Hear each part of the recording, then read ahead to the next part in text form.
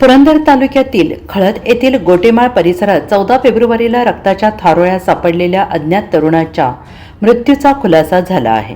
हा अपघात नसून थंड डोक्याने केलेला क्रूर खून असल्याचं पोलीस तपासात निष्पन्न झाले। यामुळे संपूर्ण सासवड परिसरात खळबळ उडालेली आहे। व्हॅलेंटाईन डेच्या दिवशी 33 वर्षीय मिश्रीलाल छोटेलाल राहणार उन्नाव उत्तर प्रदेश हा तरुण विवस्त्र आणि गंभीर जखमी अवस्थेत दगडांच्या ढिगाऱ्यात आढळला। सासवड पोलिसांनी त्याला ससून रुग्णालयात दाखल केलं। 8 दिवस मृत्यूशी झुंज दिल्यानंतर 22 फेब्रुवारीला त्याचा मृत्यू झाला। 6 मार्चला मिळालेल्या शवविच्छेदन अहवालानुसार त्याच्या डोक्यावर वर्मी घाव घालून हत्या करण्यात आली।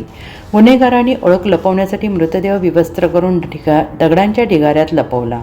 हा पूर्वनियोजित कट असल्याची शक्यता पोलीस तपासात बळावत आहे। सासवड पोलीस अधिक तपास करत आहेत। साप्ताहिक पोलीस वॉरंटच्या स्थानिक बातम्या आणि व्हिडिओ नक्की पहा, लाईक करा, शेअर करा, कमेंट करा आणि तुमच्या स्थानिक बातम्यांचे व्हिडिओ आमच्यासोबत शेअर करा।